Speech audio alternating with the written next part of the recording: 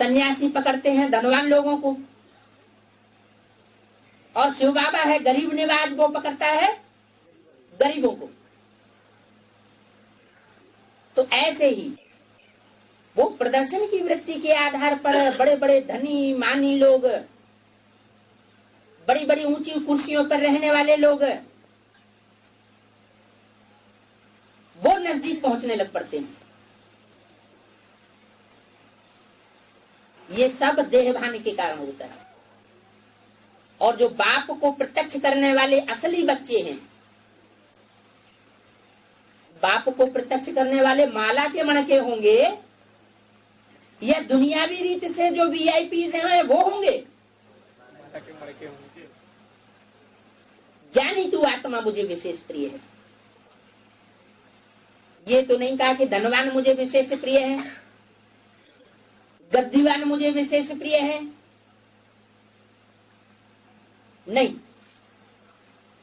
बाबा की दृष्टि में वीआईपी बच्चे दूसरे हैं,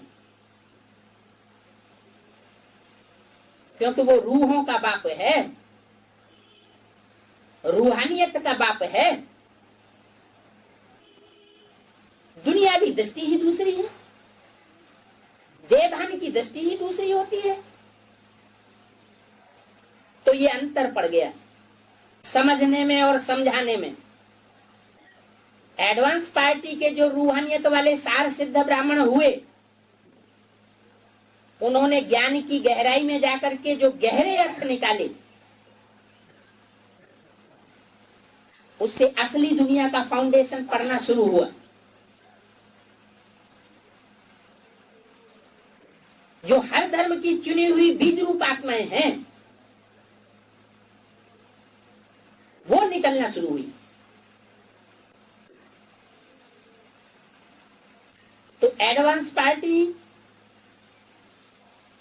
अंदर अंदर आगे बढ़ने वाली साबित होती है, लेकिन बाहर से कोई दिखावा नहीं करती। और जब बाहर से दिखावा करना शुरू करती है, तो एडवांस पार्टी का भी वही हाल होता है। जो बाबा ने बोला, पहले भी बोला था, और वो महावाक्य अब भी लागू होते हैं। क्या? अंदर वाले रह जावेंगे और बाहर वाले ले जावेंगे।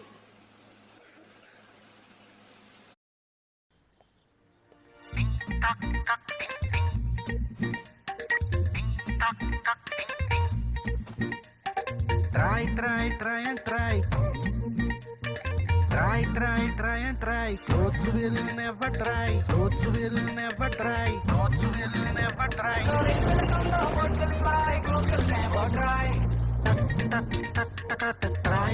Try and try. Those will never try. Those will never try. Those will never try. I don't have to worry. I can just wash and dry. Presenting BLG washer dryer that combines the power of a washer and dryer in one machine, saving you the inconvenience of outside drive. I don't have to worry.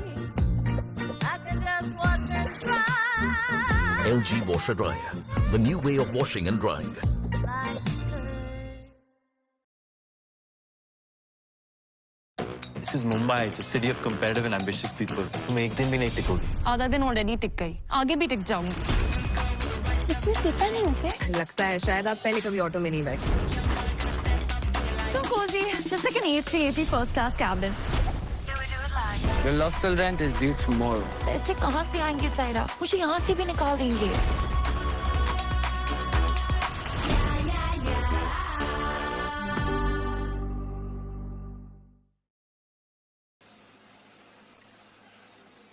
तो यहाँ इस बात का ध्यान रखना है कि हम सार को पकड़ने वाले सार सिद्ध ब्राह्मण बन रहे हैं और दूसरों को बनाए रहे हैं, या भक्तों को पकड़ पकड़ करके अंदर ला रहे हैं, जो सिर्फ दर्शन करना जानते हैं। बाप की पहचान जिनकी बुद्धि में नहीं बैठती, अगर सिर्फ दर्शन करने वालों को इकट्ठा किया तो जैसे ब्राह्मणों की दुनिया में 76 में विनाश हुआ था, वो तो शुरुआत हुई थी, ऐसे एडवांस पार्टी में भी जो भक्त किस्म की आत्माएं हैं, ज्ञानी तो आत्मा नहीं है, ज्ञान के आधार पर बुद्धि से बाप को, अपनी आत्मा के पार्ट को और ड्रामा के गुह्यतम राजों को नहीं जान पा रही हैं, या नहीं जान पाएंगी, उनका फिर विनाश हो जाएगा। विनाश हो जाएगा माना क्या शरीर से खलास हो जाएंगे? शरीर से नहीं खलास हो जाएंगे, अनिश्चय बुद्धि बन जाएंगे। जो गीता में शब्द आया है, निश्चय बुद्धि विजयते, इसका मतलब है जो अनिश्चय बुद्धि आत्माएं बनेंगी ज्ञान की कमी होने के कारण, देवभान ज्यादा होने के कारण, आत्मिक स्थिति की प्रैक्टिस कम होने के कारण, वो फिर बहिर्मुखी होकर के हर बात को पकड़ेंगी। इसलिए ऐसे नहीं समझना है, ऐसे नहीं खुश होना है कि हम तो सार सिद्ध होने वाले बन गए। यहां भी छटनी होनी है, अपने अंदर झांक के देखना है कि हम सार को सिद्ध करने वाले सार सिद्ध ब्राह्मण बन रहे हैं। ऐसा तो नहीं कि हमको पुश करके आगे बढ़ाया जा रहा है। जो आत्मा ज्ञान को समझ जाती है वो अपनी शक्ति से आगे बढ़ती है, और जो ज्ञान की गहराई को नहीं समझती, बाप की पहचान, ड्रामा की पहचान, अपनी आत्मा की पहचान वो नहीं कर पाती कि मेरी आत्मा कौन से ग्रुप में कहां कैसे विशेष पार्ट बजाने वाली है, ये मंथन कर ही नहीं पाती। तो ऐसी आत्माओं का पतन होना फिर निश्चित है, अभी संगम युग में ही।